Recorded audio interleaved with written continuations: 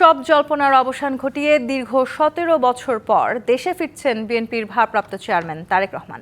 লন্ডনের বাসা থেকে হিথ্রো বিমানবন্দরের পথে তিনি। বাংলাদেশ সময় মধ্যরাতে দেশের উদ্দেশ্যে লন্ডন ছেড়ে আসবে বাংলাদেশ বিমানের ফ্লাইটটি।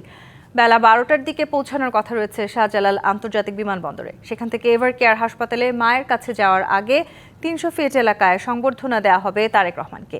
এই মঞ্চ থেকে শুভেচ্ছা বিনিময় ও সংক্ষিপ্ত বক্তব্য রাখবেন তিনি। এদিকে প্রিয় নেতার স্বদেশ প্রত্যাবর্তনকে ঘিরে উচ্ছ্বাস উদ্দীপনা দেশের শত শত নেতাকর্মী ও সমর্থকদের মধ্যে। তার আগমনকে ঘিরে শেষ হয়েছে সব প্রস্তুতিও। এদিকে এই দিনকে একটি ঐতিহাসিক দিন উল্লেখ করে লন্ডনে বিএনপি নেতারা বলেন, তার অপেক্ষায় বাংলাদেশ। লন্ডনে ১৭ বছরে নির্বাসিত জীবনে সকলের সহযোগিতার জন্য তারেক রহমান সবার কাছে দোয়া চেয়েছেন।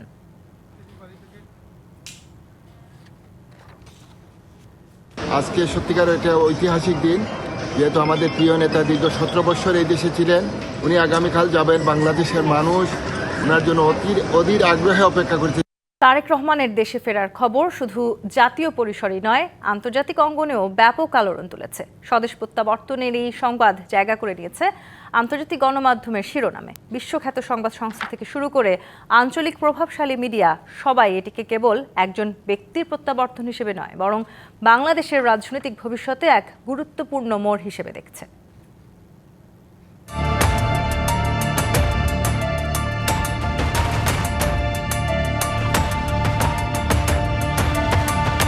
দীর্ঘ নির্বাসিত জীবনের অবসান ঘটিয়ে নিজ মাতৃভূমি বাংলাদেশে ফিরছেন বিএনপির ভারপ্রাপ্ত চেয়ারম্যান তারেক রহমান।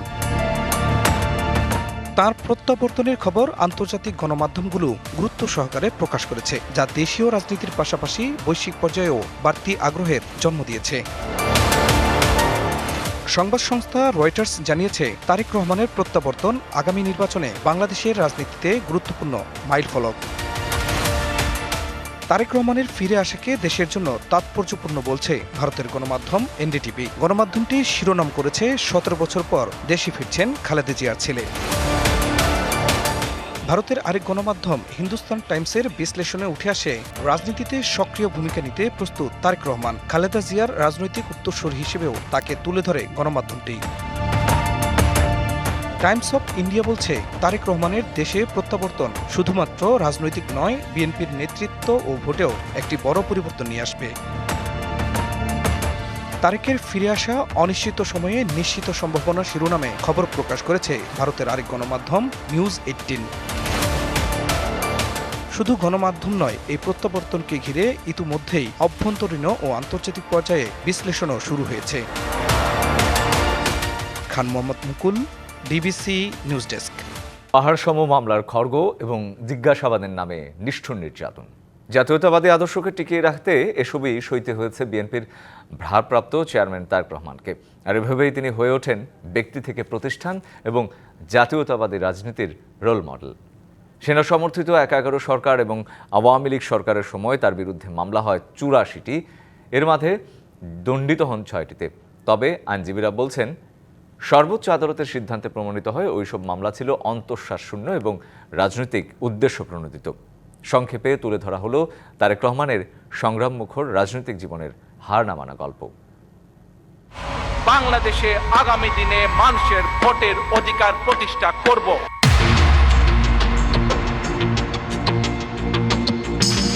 শহীদ প্রেসিডেন্ট জিয়াউর রহমান এবং বিএনপি চেয়ারপারসন খালেদা জিয়ার বড় ছেলে বিএনপির ভারপ্রাপ্ত চেয়ারম্যান তারেক রহমান।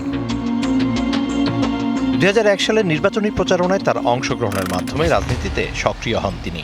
একের পর এক জনসংযোগ করে ক্রমশই জাতীয়তাবাদী আদর্শের মানুষের চোখের মণি হয়ে ওঠেন তারেক রহমান।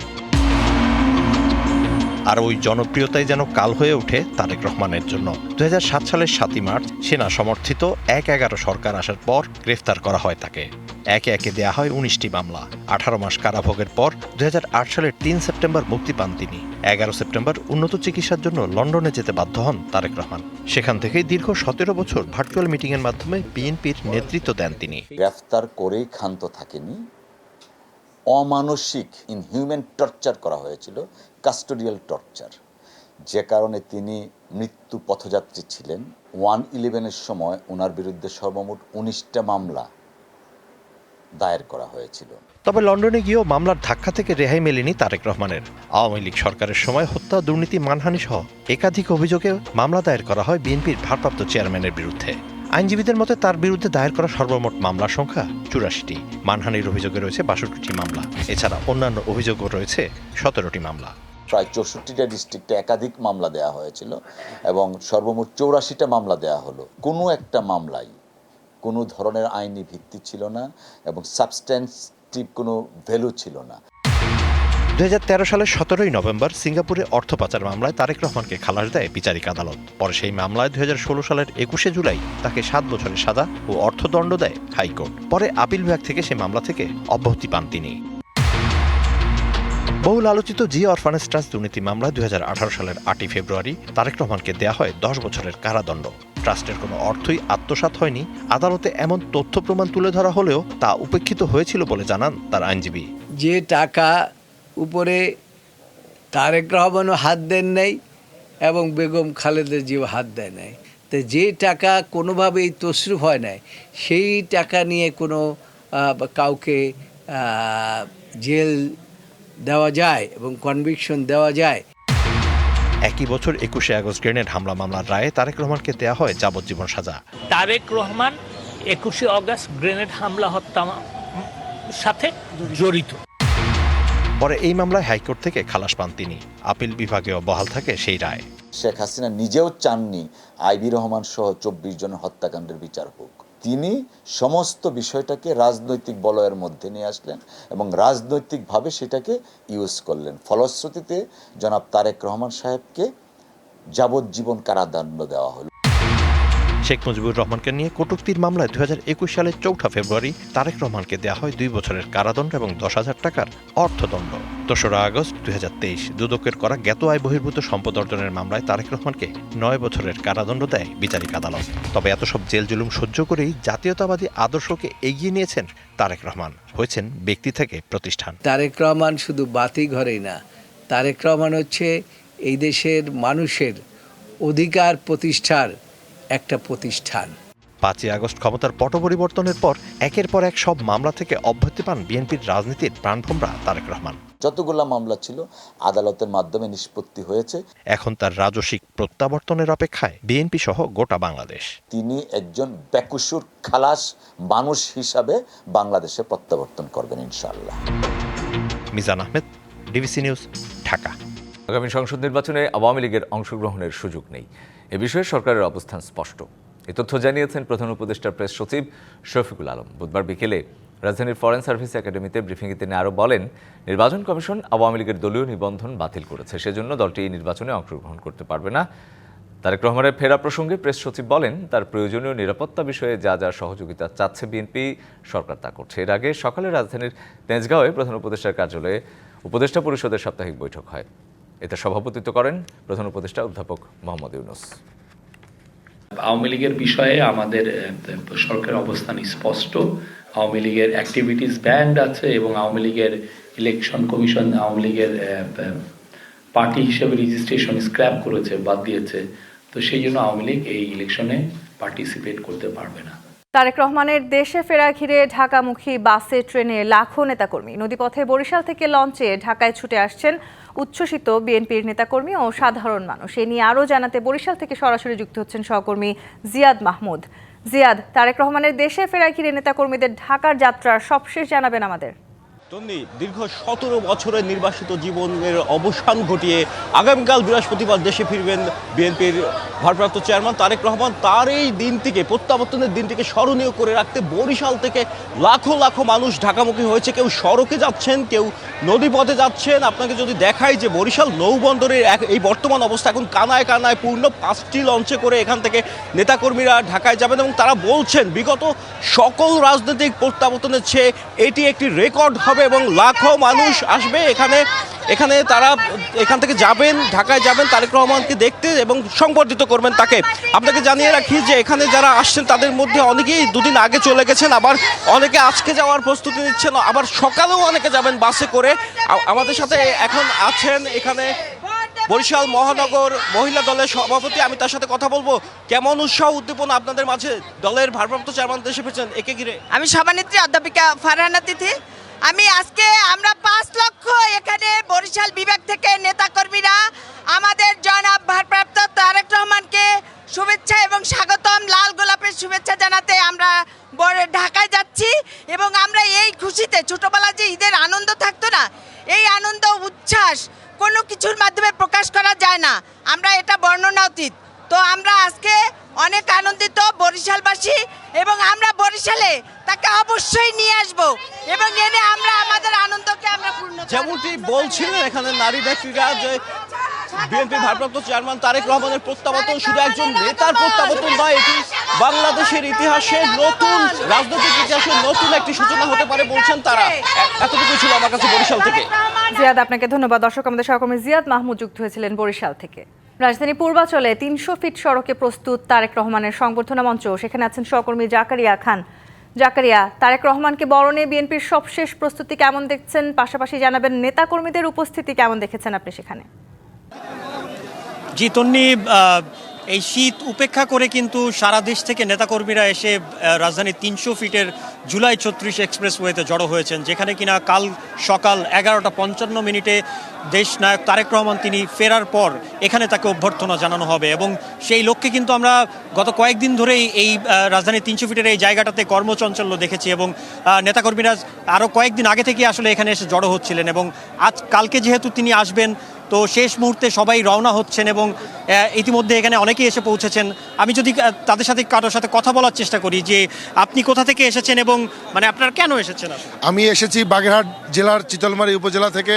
আমরা এসেছি আমাদের নেতার প্রতি যে আমাদের ভালোবাসা, আবেগ, উচ্ছ্বাস, তাকে দেখার যে ব্যাকুলতা, এটা প্রকাশ করার জন্য আমরা এখানে এসেছি। আসলে দীর্ঘ 18 বছর পর আমাদের নেতা, তারুণ্যের প্রতীক, তারুণ্যের অহংকার এবং বাংলাদেশের রাষ্ট্রনায়ক জনাব তারেক রহমান বাংলাদেশে আসছেন, এবং এই মঞ্চে তাকে সংবর্ধনা দেওয়া হবে। এই মঞ্চকে নিশ্চোখে দেখার জন্য এবং ইতিহাসের সাক্ষী হয়ে এই 300 ফিটকে রাঙিয়ে তোলার জন্য আমাদের নেতার আগমন যাতে আরও রঙিন হয়, মধুর হয়, আমাদের সেই ভালোবাসা, আমাদের উচ্ছ্বাস প্রকাশ করার জন্য আমরা এখানে এসেছি।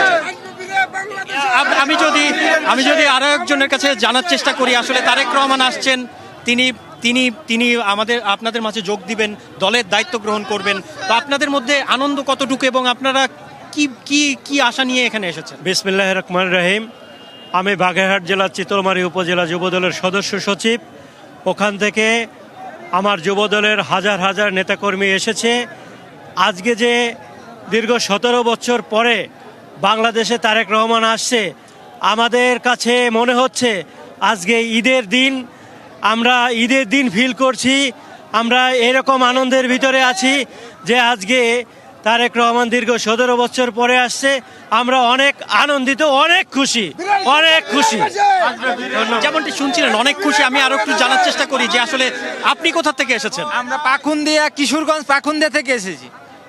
এবং আপনি কেন এসেছেন এখানে? আমি দীর্ঘ 17 বছর পর বাংলার রাখাল রাজা, বাংলাদেশের গণতন্ত্রের ইনস্টিটিউট জনাব তারেক রহমান আসছে। তারেক রহমান বাংলাদেশে কালকে 11টা বাজে আসার পর এই বাংলাদেশের গণতন্ত্র নতুন পুনরায় রূপ নিবে এই আশাবাদ ব্যক্ত করে আগামীকাল এই 1 কোটি মানুষের জনসমর্থন হবে। এমনটি বলছিলেন যে আসলে কালকে তাদের কাঙ্ক্ষিত সেই নেতা তারেক রহমান আসবেন এবং তাদের দায়িত্ব গ্রহণ করবেন, দলের দায়িত্ব গ্রহণ করবেন। সেই জন্যই কিন্তু তারা এখানে এসেছেন, সেই নেতাকে একটিবার স্বচক্ষে দেখার জন্য, তাকে তার সান্নিধ্য পাওয়ার জন্য। তো তন্নি, আমার কাছে 300 ফিটে তারেক রহমানের সংবর্ধনা অনুষ্ঠানের সর্বশেষ এতটুকুই ছিল। তন্নি। জাকারিয়া, আপনাকে ধন্যবাদ। দর্শক, আমাদের আরেক সহকর্মী পার্থ সাহা যুক্ত হয়েছেন আমাদের সাথে। পার্থ সাহা খোঁজ খবর রাখছেন তারেক রহমানের স্বদেশ প্রত্যাবর্তন ঘিরে রাজধানী বিভিন্ন স্থানে যে নিশ্চিত নিরাপত্তা ব্যবস্থা নেওয়া হয়েছে সেই বিষয়ে তিনি খোঁজ খবর রাখছেন। পার্থ, আপনার কাছে জানতে চাই আপনি এই মুহূর্তে কোথায় আছেন এবং নিরাপত্তা ব্যবস্থার সার্বিক পরিস্থিতি কেমন দেখছেন আপনি? তন্নি, আমি বর্তমানে অবস্থান করছি ঢাকা ময়মনসিংহ যে হাইওয়েটি রয়েছে সেই হাইওয়ের ঠিক পাশটিতে। এই জায়গাটির আইনশৃঙ্খলা বাহিনীর যে সতর্ক অবস্থান সেটি কিন্তু আসলে লক্ষ্য করছি। মোড়ে মোড়ে চেকপোস্ট বসানো হয়েছে এবং এই সড়কটি দিয়ে উত্তরবঙ্গ থেকে যে সকল মানুষ মূলত রাজধানীতে আসছেন তাদেরকে কিন্তু চেক করা হচ্ছে। তাদের ব্যাগ, বোর্ডিং, যে সকল জিনিসপত্র, মালামাল রয়েছে সেগুলো কিন্তু আসলে চেক করছেন পুলিশ প্রশাসনের যারা দায়িত্বে রয়েছেন। এবং আরেকটি বিষয় যদি আমি আপনার মাধ্যমে আমাদের দর্শকদেরকে জানিয়ে রাখতে চাই, মূলত আগামীকাল তারেক রহমানের দেশে আসার অর্থাৎ স্বদেশ প্রত্যাবর্তন দিন ঘিরে কিন্তু এই সড়কটিতে ময়মনসিংহ এবং ঢাকা হাইওয়ের যে সড়কটি, এই সড়কে কিন্তু কয়েক গুণে গাড়ির যে চাপ সেটি কিন্তু বৃদ্ধি পেয়েছে। এখানে যারা রয়েছেন কর্তব্যরত পুলিশ কর্মকর্তা এবং স্বেচ্ছাসেবী, তাদের সঙ্গে কিন্তু আমরা কথা বলেছি। তারা বলছেন যে অন্যান্য দিনগুলোর তুলনায় আজ এই সড়কটিতে কয়েক গুণ গাড়ির যে চাপ সেটি বৃদ্ধি পেয়েছে। সব কিছু মিলিয়ে যদি আমি একটু জানিয়ে রাখতে চাই, আগামীকালের যে প্রস্তুতি, তারেক রহমানকে সংবর্ধনা জানাবেন এবং উত্তরাঞ্চল থেকে যে সকল নেতাকর্মী আসবেন তারা কিন্তু মূলত এই যে সড়কটি ময়মনসিংহ এবং ঢাকা হাইওয়ে, এই সড়কটি দিয়ে কিন্তু আসবেন এবং এই সড়কে অবস্থান করবে। এবং আপনার মাধ্যমে যদি আরেকটি বিষয় জানিয়ে রাখতে চাই, তারেক রহমানের দেশে আসাকে ঘিরে আইনশৃঙ্খলা বাহিনীর যে সতর্ক অবস্থান সেটি কিন্তু প্রতিটি মোড়ে মোড়ে আমরা লক্ষ্য করেছি। প্রতিটি মোড়েই চেকপোস্ট বসানো হয়েছে ডিএমপি থেকে এবং আইনশৃঙ্খলা বাহিনীর সতর্ক অবস্থান শেষে স্বেচ্ছাসেবক বেশ কয়েকটি সংগঠনও আমরা লক্ষ্য করতে পেরেছি এবং যানবাহনের পাশাপাশি আমরা দেখেছি নেতাকর্মীরা উত্তরবঙ্গ থেকে পায়ে হেঁটেও কিন্তু অনেকে আসছেন মূলত এক নজর প্রিয় নেতাকে দেখার যে তাড়না, সেই তাড়না থেকে কিন্তু তারা রাজধানীর 300 ফিটের যে জায়গাটি যেখানে সংবর্ধনা জানানো হবে তারেক রহমানের, সেই জায়গায় যাওয়ার উদ্দেশ্যে ট্রাক, পিকআপ, বাস এবং পায়ে হেঁটেও কিন্তু আসলে নেতাকর্মী আসছেন। তন্নি, এই ছিল আমার কাছে ময়মনসিংহ ঢাকা হাইওয়ে থেকে বর্তমানে সর্বশেষ। পার্থ, ধন্যবাদ আপনাকে। দর্শক, আমাদের সহকর্মী জাকারি এবং পার্থ যুক্ত হয়েছিলেন আমাদের সাথে, পূর্বাচলের আয়োজন এবং নিরাপত্তার বিষয়গুলো নিয়ে জানাচ্ছিলেন আমাদের। বড়দিন উপলক্ষে খ্রিস্টান সম্প্রদায়ের প্রতিনিধিদের সঙ্গে শুভেচ্ছা বিনিময় করেছেন প্রধান উপদেষ্টা ডক্টর মোহাম্মদ ইউনূস। বুধবার রাষ্ট্রীয় অতিথি ভবন যমুনায় খ্রিস্টান সম্প্রদায়ের প্রতিনিধিদের সঙ্গে শুভেচ্ছা বিনিময় করেন তিনি। এ সময় আসন্ন জাতীয় সংসদ নির্বাচন এবং গণভোটের জন্য জনগণকে সচেতন করতে ধর্মীয় নেতাদের ভূমিকা রাখার আহ্বান জানিয়েছেন ডক্টর মোহাম্মদ ইউনূস। বলেন, যেখানে যেভাবে মানুষ সেভাবে ভোট দেবে, সেভাবেই সামনের সংসদ পরিচালিত হবে। জুলাই গণঅভ্যুত্থানের চেতনাকে সমুন্নত রাখতে গণভোটের আয়োজন করা হয়েছে। বড়দিনের আনন্দ আর ভালোবাসার বার্তা ছড়িয়ে দিতে প্রস্তুত বিশ্বের সবচেয়ে পরিচিত মুখ সান্টা ক্লজ। ফিনল্যান্ড থেকে এবছরও শান্তি, একতা আর মানবতার বার্তা দিয়েছেন তিনি। বড়দিনকে ঘিরে এখন ব্যস্ত রোভানিয়ামের সান্তা ভিলেজ। আর্কটিক সার্কেলের ঠিক মাঝখানে ফিনল্যান্ডের সান্তাক্লজ ভিলেজে বড়দিন ঘিরে নানা আয়োজন। সান্তাকে এক নজর দেখতে বিশ্বের নানা প্রান্ত থেকে ছুটে এসেছেন পর্যটকরা। বড়দিন উপলক্ষে শিশুদের পাঠানো হাজারো চিঠির মাঝে বসে সান্তাক্লজ শুনিয়েছেন এবারের বড়দিনের শান্তি ও একতার বার্তা। Merry Christmas to all. Australia থেকে যুক্তরাষ্ট্র সব বয়সী মানুষ এখানে এসে যেন ফিরে যাচ্ছেন শৈশবে। ক্রিসমাস সীমান্ত পেরিয়ে সবাইকে একত্র করেছে। আমাদের একটাই পৃথিবী, একটাই অভিন্ন আবাস। শুভ ও শান্তিময় হোক ক্রিসমাস। রেইনডিয়ার টানা স্লেজ, বরফের ভেতর দিয়ে দৌড়ে চলা হাস্কি কুকুর, সব মিলিয়ে রূপকথার মতো এক অভিজ্ঞতা। চোখে বিস্ময় নিয়ে আনন্দে মেতেছে শিশুরা। এবারও প্রচুর তুষারপাত হয়েছে। আমরা ভীষণ খুশি। সান্টাকে সরাসরি দেখতে পাওয়াটা আমার জীবনের এক বিশেষ মুহূর্ত। সান্তা ভিলেজের পোস্ট অফিসেও উপচে পড়া ভিড়। বিশেষ আর্টিক স্ট্যাম্পে পাঠানো হচ্ছে বড়দিনের শুভেচ্ছা। প্রচুর চিঠি এসেছে। বড়দিন উপলক্ষে সান্তাকে চিঠি পাঠানো এক পুরনো রীতি। প্রতিবারের মতো এবারও সবার জীবনে বড়দিন এসেছে নতুন আশা, স্বপ্ন আর ভালোবাসার বার্তা নিয়ে। জয় রায়, ডিবিসি নিউজ ডেস্ক।